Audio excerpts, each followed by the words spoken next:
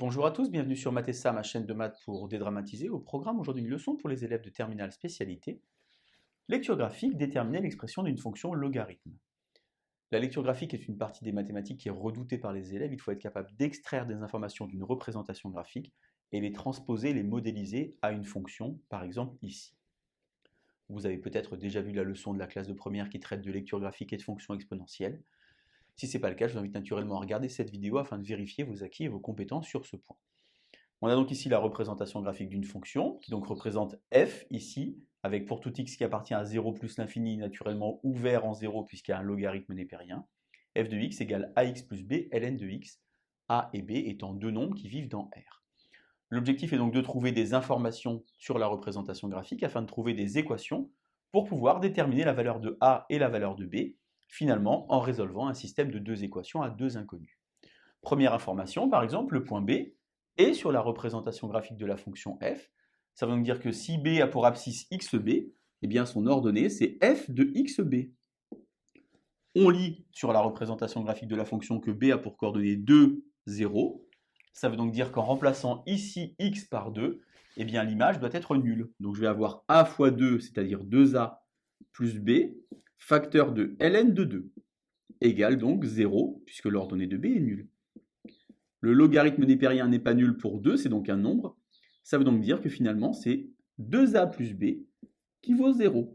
J'ai donc ici réussi à écrire une équation qui lie a et b. J'ai donc ma première information que je vais m'empresser d'écrire dans mon système, 2a plus b égale 0. On peut maintenant utiliser par exemple le point A. Le point A est situé sur la représentation graphique de la fonction. Ça veut donc dire une nouvelle fois que ses coordonnées sont par exemple xa et f de xa.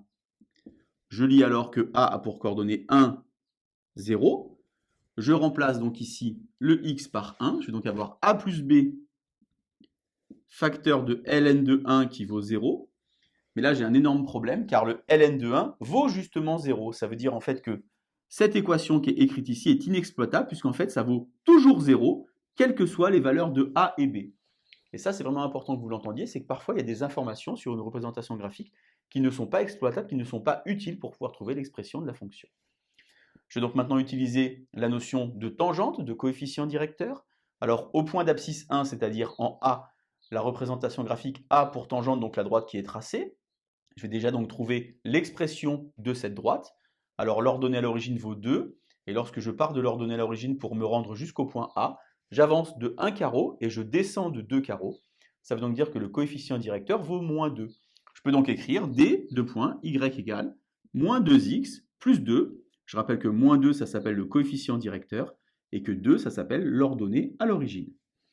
Alors, qui dit coefficient directeur dit nombre dérivé. Je vous rappelle que le coefficient directeur de la tangente, c'est le nombre dérivé.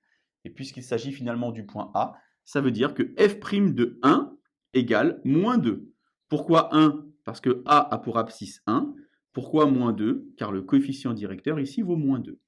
Le problème, c'est que pour exploiter cette information, je dois connaître l'expression de la dérivée.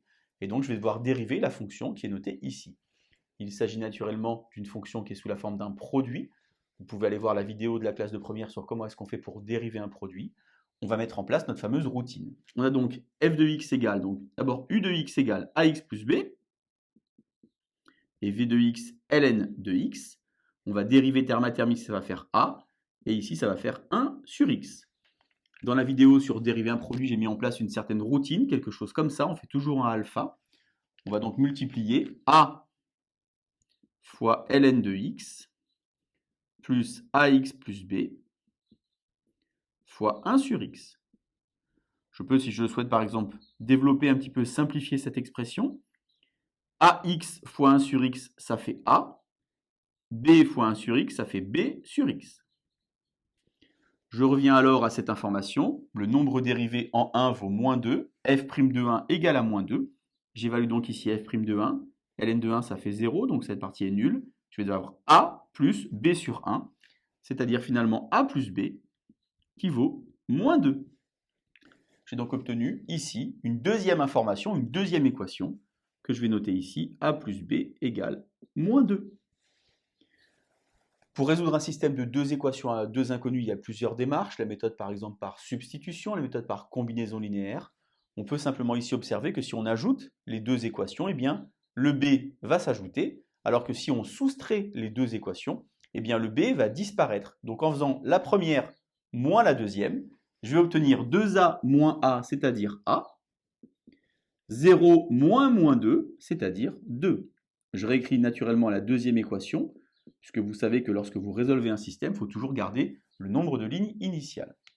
On a donc a égale 2, et lorsqu'on va remplacer ici a par 2, on va trouver b égale moins 4. On a donc au final, pour tout x qui appartient à 0 plus l'infini, f de x égale 2x moins 4 ln de x. Je vais m'empresser maintenant de prendre une calculatrice pour vérifier que je vais réussir à faire apparaître la représentation qui était au départ dans l'exercice. Donc on allume sa calculatrice, on va tout en haut à gauche dans f de x. Alors on va tracer par exemple en bleu, entre parenthèses, 2x moins 4, fermez la parenthèse, ln de x. Je vous rappelle que le ln de x, vous le trouvez en bas à gauche. On va également tracer l'expression la tangente. Donc on a ici une droite, on va le tracer en rouge par exemple, moins 2x, attention c'est le petit moins, plus 2. On ne va pas faire graphe, on va d'abord aller dans fenêtre pour modifier la fenêtre, puisque la fonction est définie sur 0 plus l'infini. Donc x min moins 1, x max plus 5, y min moins 2, y max plus 5. Et lorsque j'appuie sur graphe maintenant, eh bien je vois apparaître la même chose que ce que j'avais au départ, c'est-à-dire la représentation graphique de la fonction avec la tangente d'équation y égale moins 2x plus 2. Donc vous voyez, la lecture graphique, c'est extrêmement important, il faut être très vigilant, savoir exploiter les informations, accepter que parfois des informations soient inutiles. Je vous laisse vous entraîner et je vous dis à bientôt sur Matessa. Bonne journée!